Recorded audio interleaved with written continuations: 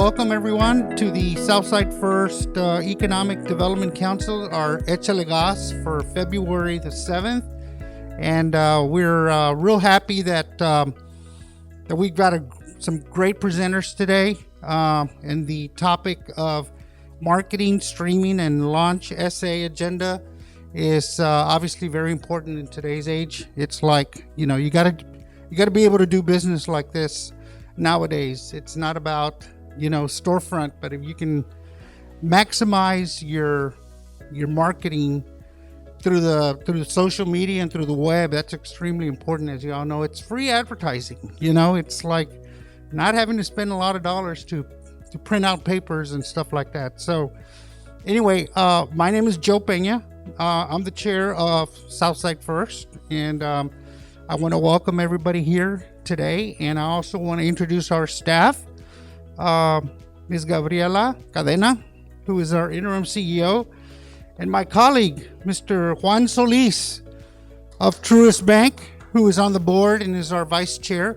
So obviously we're part of the leadership along with Gabriela, and I want to welcome everybody. So as I mentioned here, we're going to have RJC Communications do part of our presentation. Mr. Rafa Juarez will be here, has joined us today. And then also we have Mr. Ryan Saltz from Launch SA. So obviously great expertise on, where you're at with your business and in terms of these topics. So without further ado, perfect. We will get started. Awesome. Well, thank you guys. Hopefully everybody's having a good day so far, right? You came out today and you're looking for the best advice ever. Well, I want to start by saying Launch SA is definitely not the place you get all your advice. It's where you get all your connections. So I like to tell people I don't necessarily know all the answers, but I do know who to talk to. So if you're like, I don't know who to talk to, that's when you talk to me, and then I'll help you get connected. Glad to see a few faces that I've seen before. Always a good thing. But tonight we're going to talk a little bit about marketing, and I also want to share just a handful of resources at Launch SA, a little bit of background, and then kind of go through what I believe will be supportive of your journey, and just sort of a basis of marketing before we transition to sort of the more advanced thing, or I would say advanced things of marketing for sure. So again, my name is Ryan Saltz. I'm the director of Launch SA. Hopefully this will change. There we go. We were initially founded in 2014 as Cafe Commerce. We're actually located at the Downtown Central Library on the first floor. Although we haven't been there for 2 years, unfortunately, something happened in the world, and 2 years later, we're still not here there. But we'll be back soon. I believe within a month, you'll be able to come into the first floor and meet with our advisors that we have through the partners we have on site, or the mentors that we have with SCORE, or the City Small Business Liaison, or attend one of our many different events that we have there hosted by us or our partners. So there's a slew of different resources available there. But we started in 2014, and the basis idea was, hey, there are a lot of resources out there, but how do you know when to access which one at what time? And the idea of Launch SA was born in that we are here to understand what's available and then help articulate to you when to access those resources at what time and make those connections. So you don't need to know everybody. That's our job. And that's the whole point of, I don't know everything, but I do know everyone. And then since 2014, we've served about 15,000, a little over 15,000 entrepreneurs during this time. So we had some really big impacts, which I'll talk a little bit about in a moment. So to give you kind of a background on how the service works so that you understand. So we start everything, and I don't know how easy it is to see here, but starting in the top left corner for y'all, we start with an assessment. So everybody to me and everybody that comes into Launch SA is an individual. You all have very specific needs to you. You all have different visions that are specific to you. I don't want to hand you a plan that's how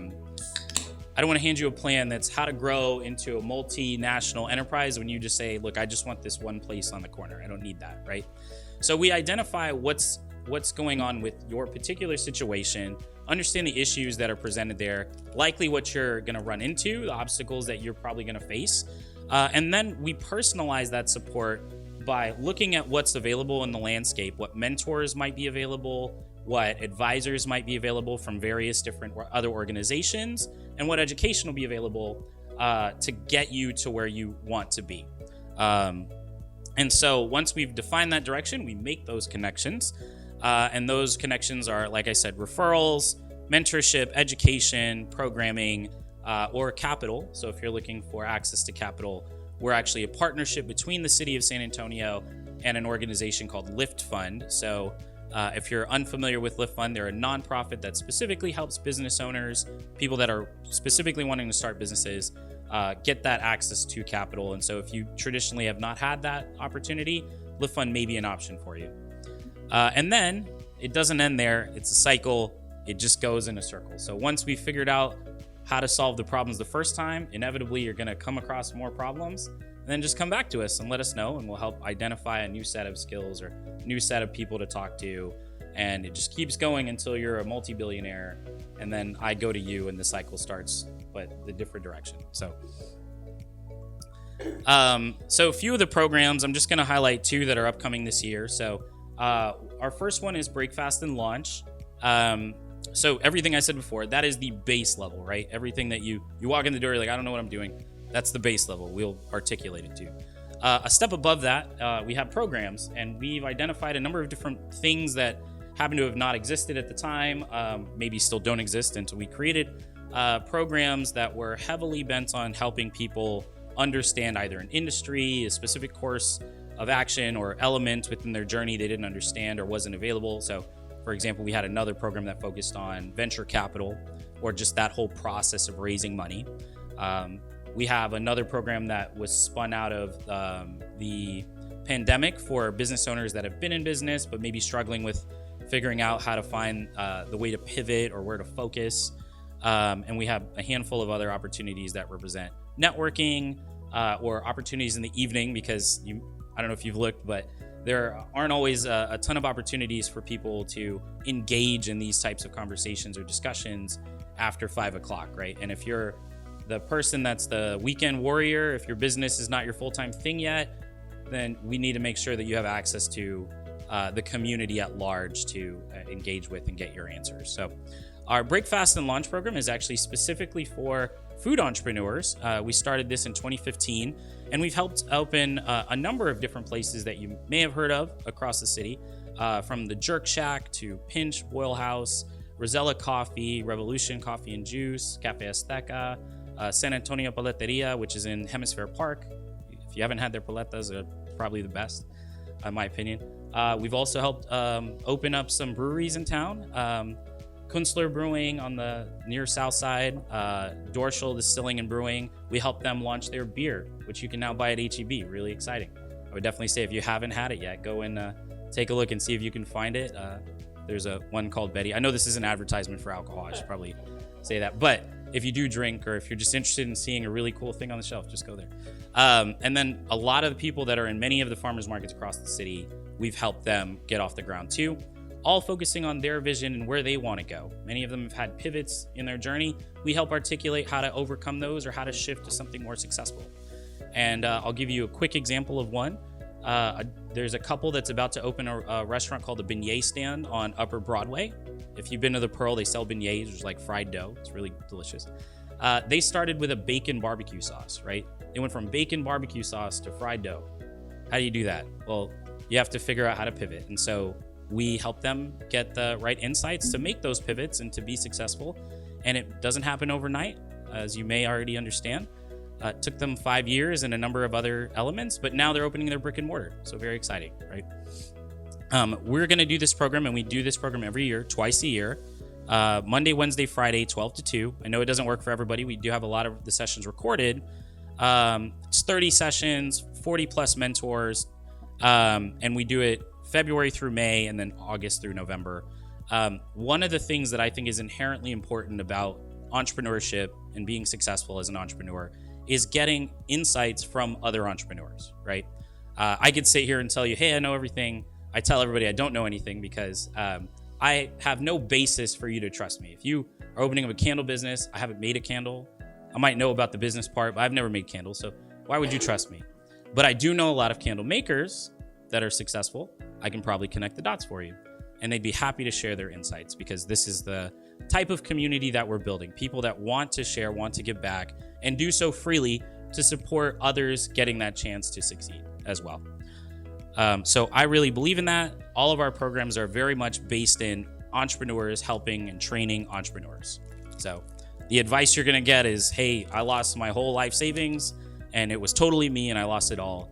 But hey, I'm here today, and that's how it worked out. So you get real stories from the streets, if you will.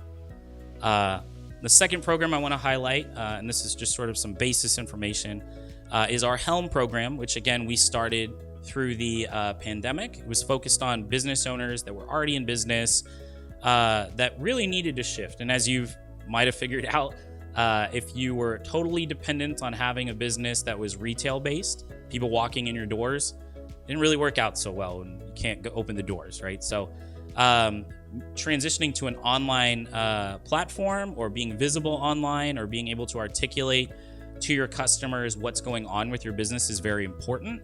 And so we help through this program to identify some of those different challenges and some solutions, and then help you in a couple different elements, from accounting to marketing, think through how to, shall I say, professionalize your business. Because we all at the beginning are doing this sort of midnight oil thing.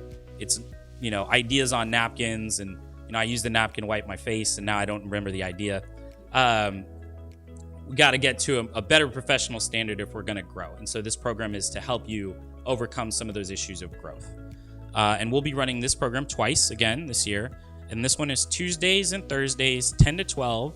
And the first program will run April to May, and the second one will be September to November. So these are two, notable programs that we're running this year. However, this is not all the programs that we have. We do have a ton of other things, and we have tons of other education about all sorts of topics. And if you run into the scenario where, like, I would really love somebody to talk about X, Y, or Z, we will make sure that gets on the schedule. Or if we can't do it quick enough for you, then we'll make sure to connect you with somebody that has that information. And I always represent that all the mentors that we work with provide their insights for free. You're not going to get a charge on the back end, like, hey, I talked to you for an hour, where's my $50? Like, that's not how we do things. So additional support. So one of the pilots that we're working on this year is actually to support people getting online. So if you don't have a website, if you're not on Google My Business, how many of y'all have heard of Google My Business? Just anybody here? Okay. A few people have. So if you're unfamiliar with it, the way I like to describe it is it's like the yellow pages of the internet, basically, or the yellow pages of today. If you're not back in the day, if you weren't in the yellow pages, then you didn't exist, right? And that's the same thing of being on Google My Business. It's a completely free platform. It is a way for you to list your business, where your location is, your hours, your geographical address, or your service area. You can even add photos to it to show kind of what it looks like or how it looks. And this is your stanchion. If you type your business into Google and you don't have the little thing that pops up in the right margin that says, like, hey, this is Joe's business or whatever, then this is what Google My Business does. Or if you type that into Maps and you don't show up, this is what Google My Business does. And it's completely free. And in fact, Google has stated, if anyone tries to charge you to do it, they're excommunicated from Google. This is very true. So no one should charge you to do this. We'll help you set it up. We'll help you figure out how to get on social media or articulate social media better. If you're not familiar with it, I know a lot of people struggle with, what photo do I use and what's TikTok? And, I'm not even going to say I know what TikTok is, but I do know people that know what TikTok is. So, and then the final one is off-the-shelf web platform support. So you may have this idea in your head, oh my God, website, what does this mean? I don't know even how to use the computer. That's fine, right? We will help you design it out, lay it out, make it very simple, train you on the basis of it, and then hand it over to you. And it should work great, right? And all for as low cost as possible, right? So the only cost that you'll have included in this, that you'll have ongoing, is actually just the price of the platform itself, which usually runs like $20 a month. And that's not even to me. It's an off-the-shelf platform anybody can use, but I know a lot of people get intimidated by setting it up themselves. So we will just set it up for you, right? You don't have to pay anybody to set it up. And you're literally just $20 a month. And you're good to go, right? I think it's a great thing. If you want examples of it, if you want to talk about that later, happy to do so. That is new stuff. That is a pilot that we're doing this year. We're including it in some of our programs.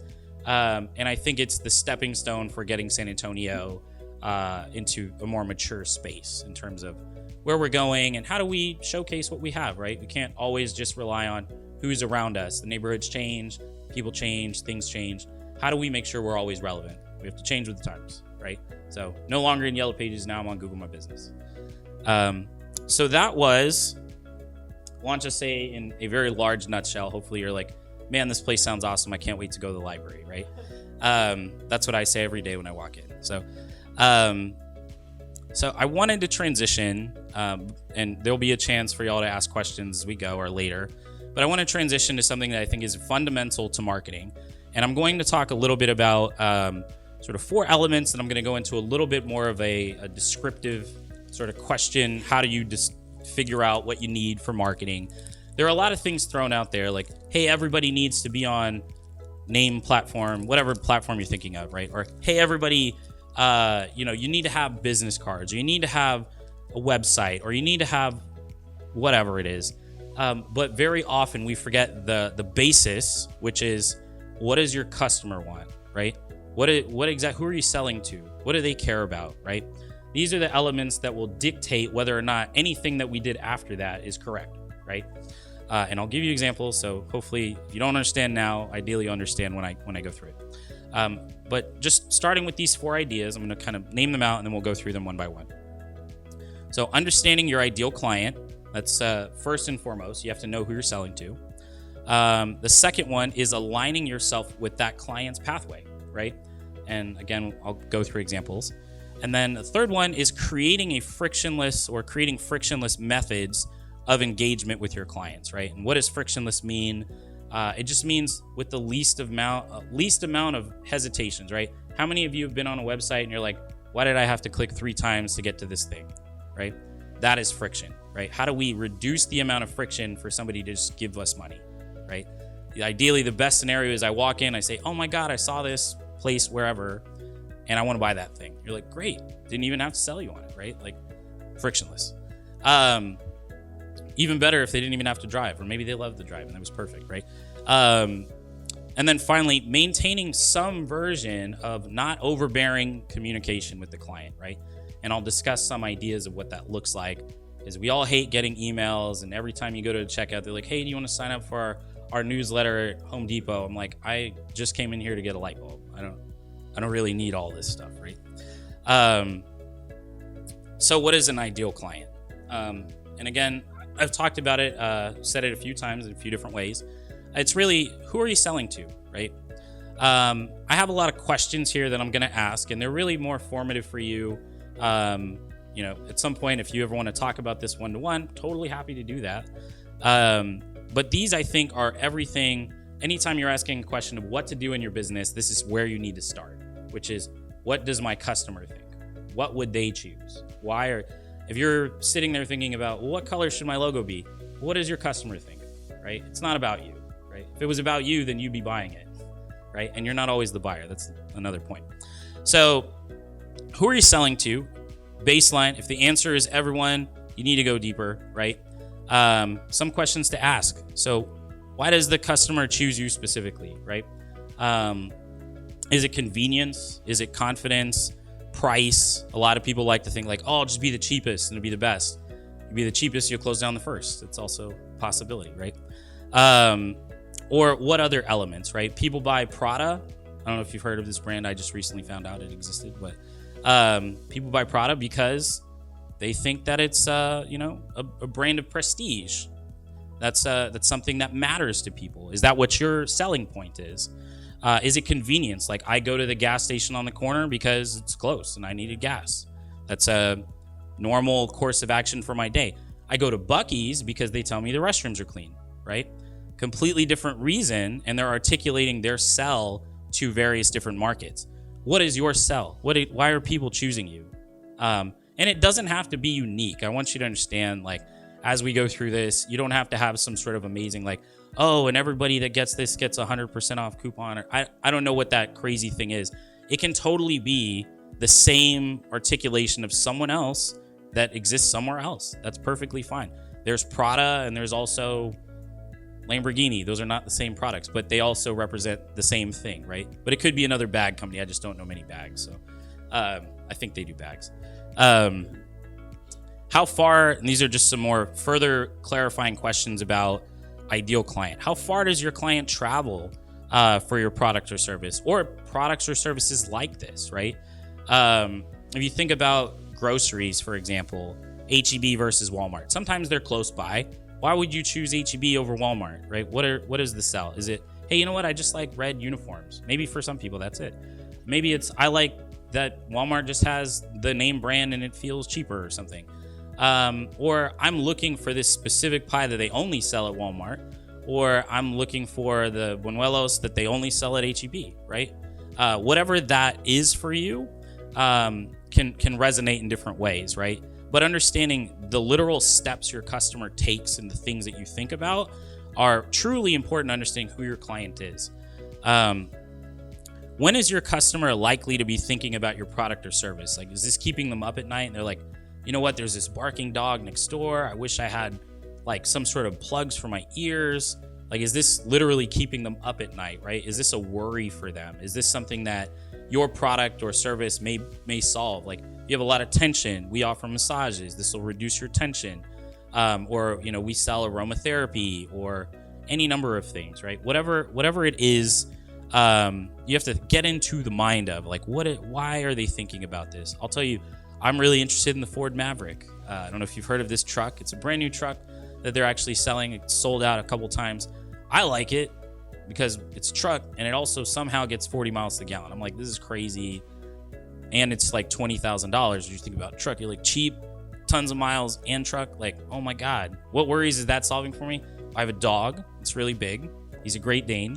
And it doesn't really fit in my sedan. He really kind of messes up the leather and it's kind of sad.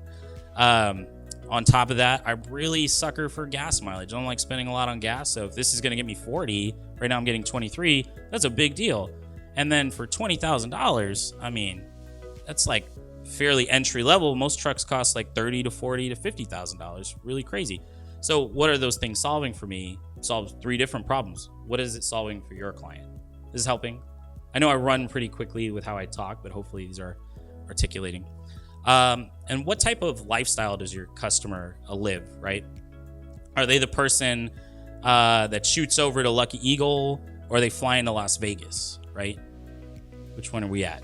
And no stipulation on both. Hey, maybe I want to travel because it's closer, or maybe my whole family can go versus it's pretty expensive to fly everybody over to Vegas, right? Any number of reasons that it could exist.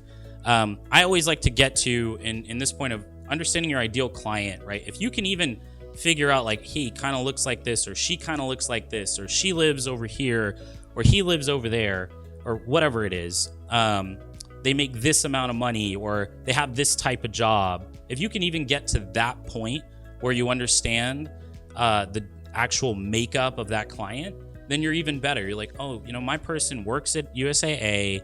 They make somewhere between $60,000 and apparently $300,000. I don't know how much they make there, but probably a lot of money. And you know, they go to work driving from this area of town to the headquarters over there on kind of Wurzbach and I-10. Then you're literally mapping out almost every step that they take. Okay, so they're going to drive this direction. They're probably thinking about these things. They make this much money, so they could probably afford these types of things. Maybe they live in a certain type of house, like they have 2.5 kids, whatever that means, right? Once you get to those points, you really can articulate yourself back to your client. Is this helpful? Great. All right, so that was my ideal client piece, and a few additional examples, although I know I've kind of run through many of them. If a friend, this one's an open question. Anybody can answer this. If a friend asked you to recommend a plumber, where would you start? Sorry? Friends and family. This is a good question. This is a good answer. Any other answers? Google. Okay. That's another great answer, right? So you basically summed up everyone's, like, this is the decision tree. Do I know someone? No, Google, right? Literally how it goes at this point. So if we're thinking about what is the decision tree of our customer, it's pretty easy to understand how we need to articulate or where we need to be. Okay, do they know somebody? Well, is my business word of mouth? Probably not. So they don't know anybody. Where do they go? Google. Am I on Google? No. I guess I need to be on Google, right? Pretty easy set. Once we get into the next part of the presentation, I'm sure we'll talk about how do you actually get found on Google. That's a different story. But at least if I type in your specific business name, you should show up. If that doesn't happen, that's at least issue number one, right?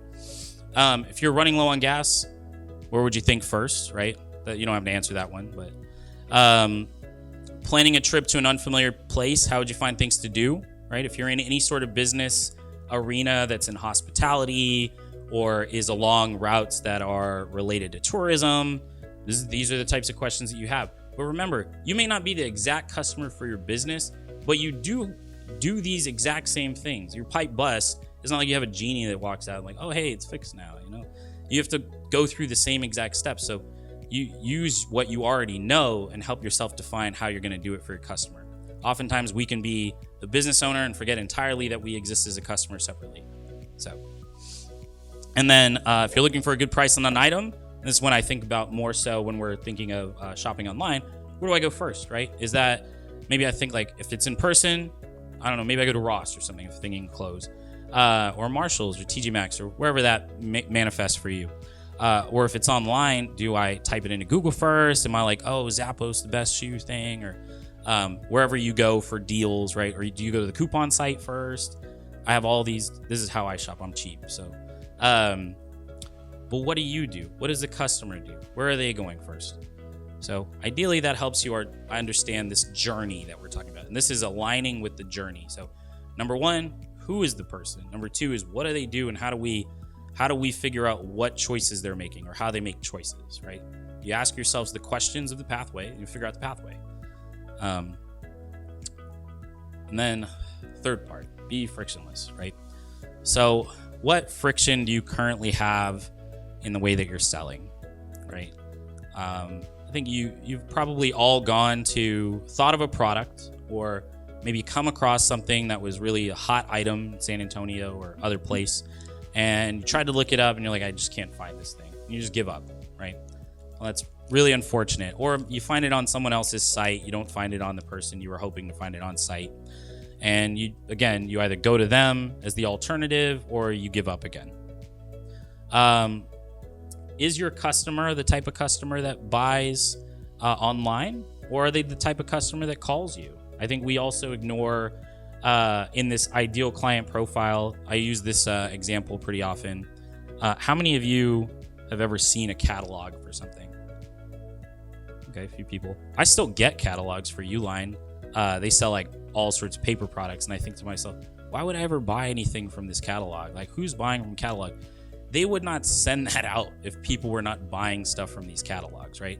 There exists still people that watch QVC and purchase things from watching it on TV. In fact, there is if you didn't know this, I found this out when I put an antenna up.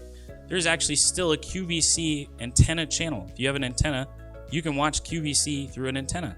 So people are still buying stuff through QVC, and it makes a difference for them. So don't ignore your market thinking like, well, everybody's online, right? Well, yeah, everybody might be online, but is your client online? Is that how they buy things? Are they the type of person that wants to come in and meet you? Or are they the type of person that wants to, call you and establish a relationship? Another little historical example. I don't know any of the dates on this, but I know it happened. The ATM. Some people are unfamiliar with this story, but the ATM actually came out in again, totally probably wrong dates, but 1892, something like that. And nobody wanted it. They were like, I'm not going to use this thing. I want to meet the banker. I want to talk to the teller, right? And so no one used it. Today, well, now I guess people aren't really using it again, but ironic how this works. But call it today being 20 years ago. People were using ATMs more than they were going to banks. And that's why oftentimes these banks shrunk in how they physically were, because, hey, I don't want to come in and talk. And if you talk to anybody young, like, I don't even want to answer the phone. That's why it's always on silent, right? If you can't get a hold of your kids, that's what's up. But you have to look at what your market's doing. Even if it's a great idea, doesn't always mean it's going to work out. How do they want to be treated? And again, specifically the people that you want to sell to, not everybody, right? Because not everybody is going to drive 50 miles to the south side to go buy the thing, whatever the thing is, right? And not everybody's going to want to drive 30 miles to the north side to go buy the thing, right? It may be the biggest movie theater in Texas, but I got one that's closer and I really don't want to see all those people, right? So consider the other demographic factors as well. Your customer can't reach your business in person, right? Do they know where you are? Is your location transparent? If you're a restaurant, for example, and I go to your website and I can't find the address, or I don't know the hours, or there's no phone number, I'm not going to the restaurant. Like, I don't know, what is this place even open? And another big question that's come out of COVID is there's a lot of uncertainty about which places are still open, right? You look online and you're like, I remember going to this place, but they haven't updated their social media in 5 years, and the hours still say they're open 24/7, and it was the middle of the pandemic, and you're like, I don't know if that's true. Like, everyone else seemed to close down. So go back, look at some of these things, and if you don't have relevant information, relevant to your customer information in places that they would likely look for it, you may be missing out on those customers. Or construction on the road in front of you. How are you getting to them? This is one of these pivots that you may have to make. Does that mean that you have to start catering out more? Does that mean you have to start putting billboards up or signage to say, here, you got to take 5 lefts to get in, or something like that? Whatever that means, you have to understand what communication, or how you're getting to your customer, how they're getting to you, making sure that it's easy for them to do it. I also represent that in real estate. If you look at the dead shopping center and you're like, no one ever turns in there and all the places closed down. Well, if it's because no one ever turns in there, is it because this place is just not a place you ever would think to turn into, or it's got a really bad easement or something like that, or you can't get out very easy, or it's always overpacked at night? Like, these are all really great considerations to think about in your physical locations as well. So available hours, this is one that I think is pretty big. Dentists, 8 to 5, 9 to 5, something like that, right? Well, if I have a serious tooth issue and it's after 5, I guess I just have it until tomorrow, right? Is that how it works, right? Some dentists have transitioned to where, hey, our hours are going to be from 12 to 9, 12 to 10. Does your customer align with the hours that you have? If everybody's always done it one way, doesn't mean you have to do it that way. I think it's frustrating when I can't get an oil change after 6. I'm like, it doesn't make any sense to me. I work during the day. How am I supposed to get this oil change? Like, I need to make money to go make money, right? Maybe you're the person that's open late. An opportunity. So providing that friction, aligning with your market. When are they available? The one I mentioned at the beginning, your website takes 8 steps to check out. At some point, I'm just going to leave. I'm not interested that much, right? You don't offer the products that a customer is looking for beyond the ones that they came to you for. I think this one's less of a friction element and a little bit more of a complementary element. So, somebody buys cookies, maybe they want milk, right? But you don't offer milk. Well, then maybe I'll go to the place that has cookies and milk, right? Things that naturally complement each other, I think, are good to consider. But also listen to your customer in the way that they may say, man, I really wish y'all had coffee with this, or I really wish y'all included blue instead of just green. And, if you offer that in some limited quantity and actually disappears, maybe you keep it. Or your pricing doesn't make sense to customers. And I don't necessarily mean that they're like, oh my God, it's so expensive. But if you have some really complicated pricing strategy, like, buy 3 for the price of 4, okay, I don't get what's going on here, right? I'm probably just not going to do it again. So the more transparent you can get, the more frictionless you can get, the easier it is for people to just be like, oh, I get it. Or this is what I want. The more seamless getting to the sale will be. And that's the journey again, right? I know who Joe is. I know Joe drove this direction to get to my place. And I know he's just going to come in, pick up this thing, pay me, and walk out the door. Literally no friction across the board. And then finally, Communication, right? So what ways are you engaging with your clients or potentially your future clients? If you haven't opened yet, doesn't mean that you can't start aggregating that data.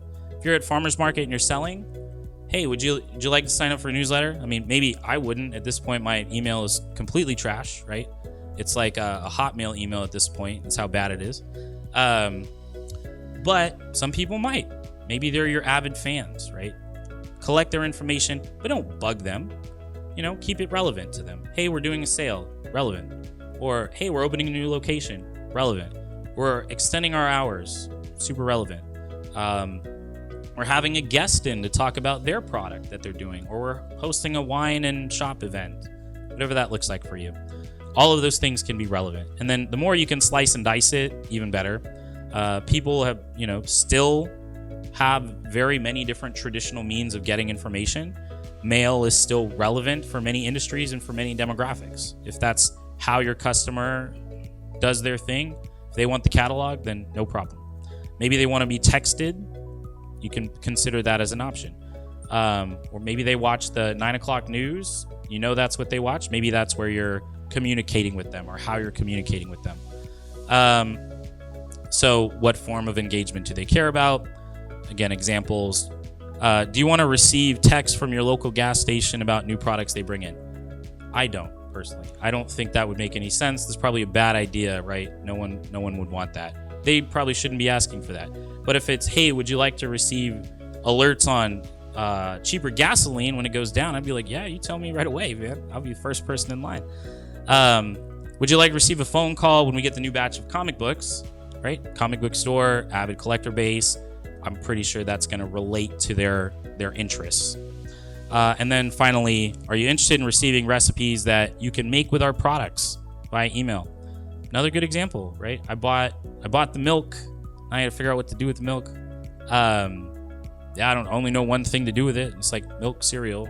You're telling me there's something else I can do with it? This is amazing. I'm going to buy 2 jugs next time.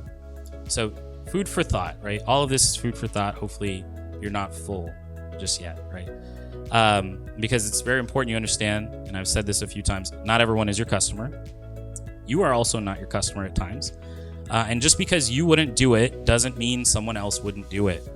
I have to really emphasize this because people get caught up. We have these notions like, no, I can't sell it because I grew up poor and I want poor people to have the same opportunity as me. It's like, yes, I love the idea, but if you always sell it for cheap, then you'll never grow and you can never truly give back in the way that you want to. You have to succeed yourself sometimes in order to truly give back in some way. So just because you wouldn't do it, or just because it kind of goes against how you maybe manifested to be at this point, it's something you need to consider when you're thinking about your market, right? And is it sustainable? Quick example, I had a gentleman that was selling a chili that was for folks that had acid reflux. When we did the numbers on it, it was going to cost like $8 to $10 a jar, right? He's like, oh my God, there's just no way I could charge it. I'm like, if you don't charge that, there's no way you'll stay open. So, and he was like, you know what? You're totally right. He's like, even though I wouldn't pay for it, someone would pay for that. And someone else did pay for that. So, you may not always be the person to do it. You think to yourself that you may not purchase a new car. Does that mean that there are no places that sell new cars? Obviously not, right? $100 may be too expensive for steak dinner. Does that mean no one ever buys a $100 steak dinner? Well, I know that's a lie. There are $1,000 steak dinners. There was a pizza that was like $1,500 or something in New York. New York's crazy though, to me. And then not all answers are good answers. If a customer says you should add bagels to the menu, it doesn't mean that that everyone's going to eat the bagels. So take every grain of information that they give you and weigh it against the money they give you. If they give you no money, it's not that great of information. If they give you money for this, that's pretty good information. Yeah. Getting started with Launch SA. I talked to you about the journey, but if you want to start with us, you can start with us online. We have a form. It's pretty quick. It just gets us the basic background of where you're at so we can have a developed conversation when we talk. launchsa.org. We will be back in person shortly, probably next month in the Central Library. So by all means, once we're back up, we will communicate with you, make it a frictionless environment for y'all to come and get some stuff. So you'll have that chance. And we actually have 3-hour free parking at the Central Library. So when you do come, it'll be totally free. Or you can email us, team@LaunchSafe, if you have any questions about this or anything else that we do. Or if you want to call us, we do have a phone number, 210-598-6623, if you prefer to speak with us over the phone. If you remember nothing else, like I said, we're the guy that knows a guy. We have all the connections. I don't know everything, but I know who to talk to. And we provide that direction. We get you mentorship. We help you get the education. And more than anything, the way that we succeed is in community. So we help you build a community for yourself. Entrepreneurship can feel very lonely, but you are obviously not alone. So take advantage of that too. That's actually entrepreneurs helping entrepreneurs, what we're about. So thank you. That's all I have to say.